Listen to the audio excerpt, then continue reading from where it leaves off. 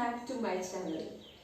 आज मैं आपके लिए लाई हूँ एक new video, very interesting topic. आज मैं आपके साथ शेयर करने वाली हूँ कि कैसे सिर्फ थॉट्स ही हमारी डेस्टिनी को नहीं बनाते हैं, लेकिन साथ ही साथ जो सॉन्ग्स हम सुनते हैं, और एक तरह के सॉन्ग्स होते हैं जो हमें बहुत अच्छा फील कराते हैं या एक तरह की हार्मोन्स हमारी बॉडी में सीक्रेट करते हैं।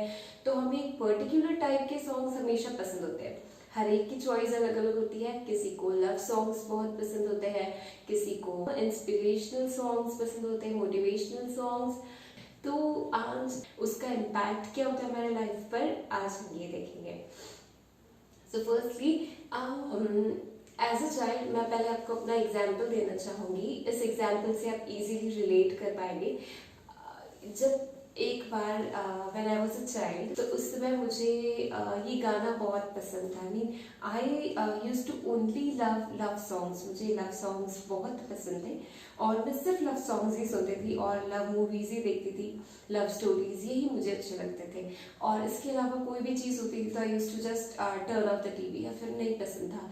तो ये जो चॉइस थी ना मेरी पहले से, बचपन से एक लाइफ में, आई सॉ कि as a grew up in my life, तो मेरी लाइफ में कहते हैं ना कि जो चीज़ आप एंजॉय करते हो ये कितना ट्रू है, आई मीन ये कितना वर्क करता है हर पल आपके साथ में। कि सपोज मुझे वो तरह के सॉन्ग्स बहुत पसंद है। ये मैसेज एक तरह से यूनिवर्स में जा रहा है कि I am enjoying the love songs, ठीक है। तो ये actually I am feeling that, मतलब हमारे अंदर एक फीलिंग आती है जो हमें वो चीज़ों को और करने में ले जाती है। सो बेसिकली जब भी मैं करती थी, व्हेन आई ग्रू अप, थोड़े ही टाइम मैंने क्या देखा कि एक्चुअली मैं बहुत जल्दी किसी के भी I used to get attracted to someone, I used to fall in love, फिर इन्फैचुएशन, क्रश, ये सारी चीज़ें जो होती है मतलब इतनी थी मेरी लाइफ में, कह सकते हैं कि I had many examples of this thing. और मैंने एक चीज़ जो नोटिस की कि क्योंकि मेरी फ्रीक्वेंसी जो थी ना वो इस पर चल रही थी कि love song, I used to love all that, and वो रियल में मेरी लाइफ में हो रहा था। But the thing, the another part जो मैंने एक देखा अपनी लाइफ में, कि I was quite sensitive also. मैं मतलब कोई भी चीज़ को I used to get attach to someone, I used to get attracted. तो जो एक्चुअली मतलब आई वॉज, तो ये जैसे ही I was going through a very smooth relationship, I didn't notice, मुझे तो ये सब चीज़ें अब पता चल रही है कि how a song has an impact on a complete life, I mean the choices that we make. उस समय मुझे ये गाना सुनना बहुत पसंद था, सोनिए हीरिए। तो इनिशियली तो मतलब मुझे लव सॉन्ग ये सब तो पसंद नहीं थे, बट आई फेल्ट कि ये भी एक तरह का लव सॉन्ग है, I used to love this song. But अगर आप इसकी लिरिक्स देखोगे ना इस गाने की, सोनिए हीरिए तेरी याद आनी है, तो मतलब it is something like missing someone who is not near to you, वो आपके पास नहीं है, and you are feeling the you are feeling bad, you badly missing someone. तो ये चीजें, तो actually this was when I was in a relationship and when I was with the person, I used to listen to this song because I used to really love it. तो मैंने इस चीज़ को देखा कि ये बाहर जाता है, I mean because you are enjoying the song, ये रियल में होने लगता है। And really I broke up and I had a different boyfriend just कुछ ही समय बाद में I fell into another relationship. तो this was constantly going on in my life. I never realized कि ये ऐसा क्यों होता है मेरे साथ बार बार इस तरीके से। एंड अगेन मैं फिर उस फ्रीक्वेंसी पर आ जाती थी कि listening to love songs, listening to मतलब जो गाने आपको बहुत मज़े देते हैं, प्यार भरे गीत and all those things. But what I realise कि फिर ये चीज़ मेरी लाइफ में होती, and this time this guy who came, मतलब हर चीज़ जो लाइफ में होती है ना हमें कुछ सिखाने के लिए आती है, मैं ऐसे बिलीव करती हूँ। आपको उससे एक सीख लेनी है, लेसन लेनी है और आगे बढ़ना है, दैट्स इट। तो यस, वो एक एज थी, it was a teenage, and I used to really get fascinated with someone very easily at that moment. तो the second guy which came, जब मैं इसके साथ में relationship walked into a relationship with him, मैंने ये देखा कि I used to love all the love songs. Initially मेरे अंदर इतनी मतलब डायरी लिखती थी, तो मैं उसमें हर गीत, हर सॉन्ग जो मेरे माइंड पे प्ले हो रहा होता है मैं वो लिखती थी कि अनदेखा अनजाना सहना, I was so filmy, मतलब इतनी ज़्यादा filmy as to describe everything in the form of a song. And वो excitement, वो प्यार, वो all those emotions, I used to just write it down in my diary. और ये बहुत अच्छा चला for around 2-3 months on phone and everything, it was so good. But later जरा कुछ प्रॉब्लम्स हुई and my family got into all this and they said no, you are not going to continue all these things and forget all those things। So actually जो चीज़ हुई यहाँ पे कि बाहर से कोई चीज़ हुई into my feelings, मतलब मैंने इस चीज़ को अपना एक स्टिम्युलेशन ले लिया और मैंने बिलीव किया कि मतलब अभी हमारे रास्ते अलग हो गए हैं एंड अभी हमारी बातचीत बंद है एंड सो वो जैसे फिल्मों में होता है एक तरीके से। And I was literally going through it, मतलब ऐसे नहीं कि मैं वो क्रिएट कर रही थी, बट मुझे लग रहा था कि ये मेरी फीलिंग्स है इस समय। और उस समय ये सॉन्ग निकला था, बहुत फेमस सॉन्ग, तेरी मेरी प्रेम कहानी है मुश्किल, 2 लफ्जों में ये बयां ना हो पाएगी। तो ये जो सॉन्ग था I used to do so, मतलब मुझे रोना आ जाता था कई बार, ऐसे फील होता था कि तो मेरे लिए ही बनाया, मतलब I am going through this thing. But actually even that the other song होना था प्यार, अगर अभी गाना आपने सुना होगा तो दिस मेक्स, मतलब I literally used to start crying wherever I am, मैं कहीं मैं जगह नहीं देखती थी, कौन आसपास है कुछ नहीं है, I used to just go into the song and I used to just start crying, मेरी इमोशंस एकदम बाहर आ जाते थे। तो ये चीज़ होती है कि यहाँ पे मैं एक चीज़ कहना चाहती हूँ कि हम क्या करते हैं जब लव का टाइम आता है ना, तो हम तो एकदम लव भरे गाने, वो सब कुछ तो रहता ही हमारे माइंड पे, हम अपनी वही सॉन्ग्स चलते रहते हैं। बट जैसे ही सीन बदल जाता है ना, मतलब अगर कोई डिफिकल्ट सीन आ जाता है सामने, चलो ठीक है, तो वो गाने नहीं शुरू, अपने जो गाने हैं ना उसको चेंज नहीं करना, मतलब जो आप वाइब्रेट कर रहे हो, जो आप फ्रीक्वेंसी बाहर जा रही है ना, अब सिर्फ आपको बदलनी नहीं है अपनी लाइफ की, you have to continue with that song. क्योंकि जैसे आप अपनी फ्रीक्वेंसी बदल लेते हो ना, वो रोने वाली और दुख वाली फीलिंग में आ जाते हो ना एक बार, तो वो चीज़ें आपके साथ होने ही लगती है। एंड लिटरली मेरे लिए बिलीव करना एकदम इम्पॉसिबल था कि मतलब I really broke into that relationship also. तो ये ऐसा होता है, इट रियली हैपन्स। इसलिए and now the third example which I give you from my life experience is that the person who I'm married to right now, तो ये जो है before getting married to this person, मैं इसके पहले meditation करती थी।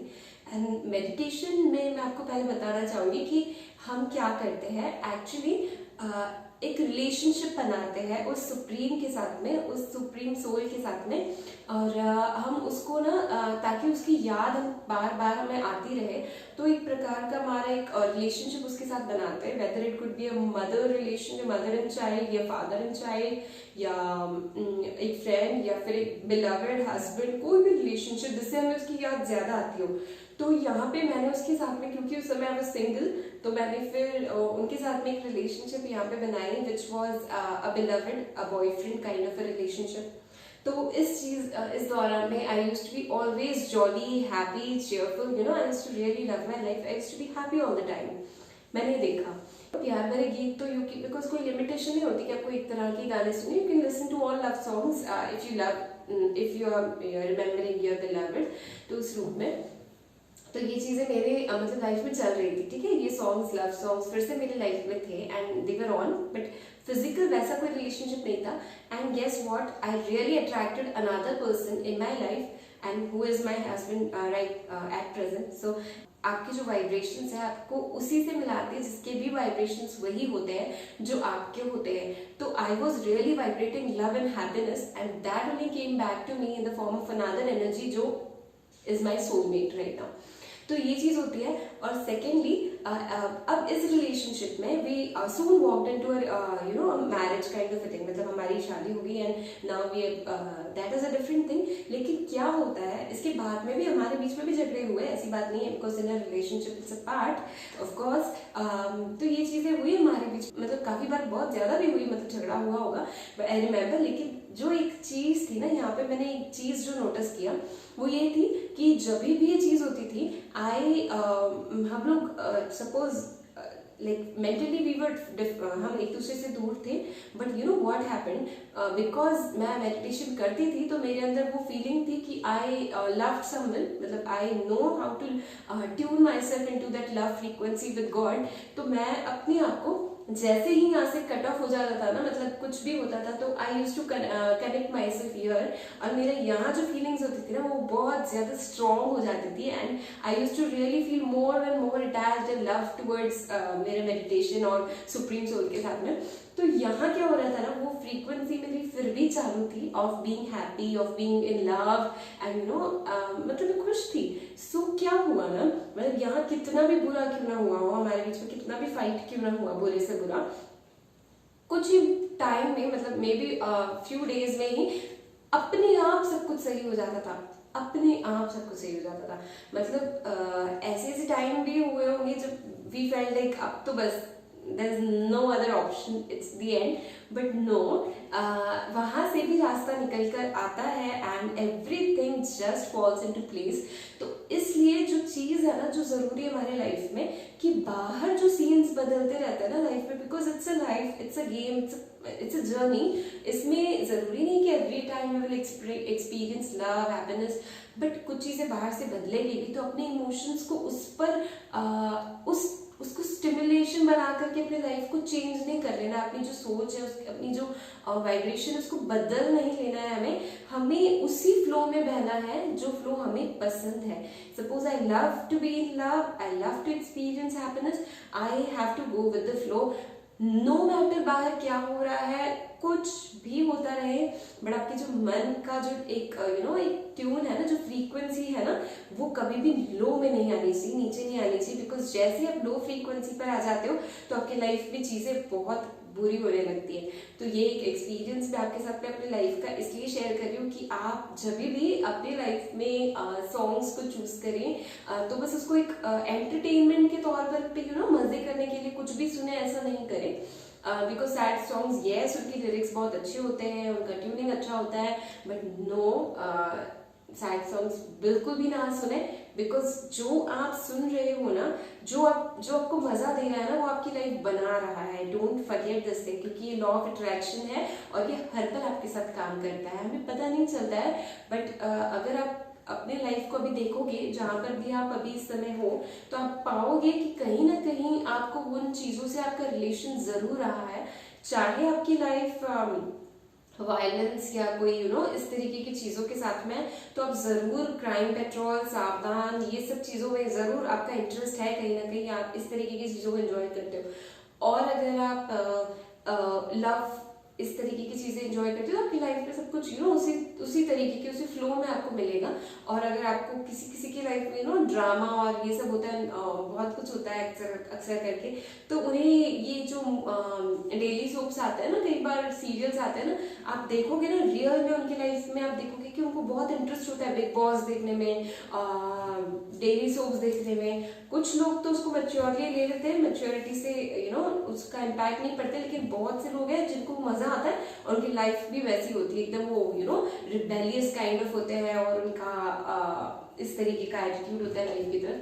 तो बी वेरी सिलेक्टिव। इस वीडियो से मैं आपको यही एक राय देना चाहती हूँ कि be very selective in choosing the songs that you want to play in your life, क्योंकि आप वो गाने सिर्फ यहाँ प्ले नहीं कर रहे हो, लेकिन आप अपनी लाइफ में प्ले कर रहे हो, प्रैक्टिकली प्ले कर रहे हो। सो ये चीज आपको हमेशा याद रखनी है, एंड मेक गुड चॉइसेस, जो चॉइसेस जैसे पीसफुल, हैप्पी, लव को रेडिएट करें ना, वही आप सुने, वही आप करें।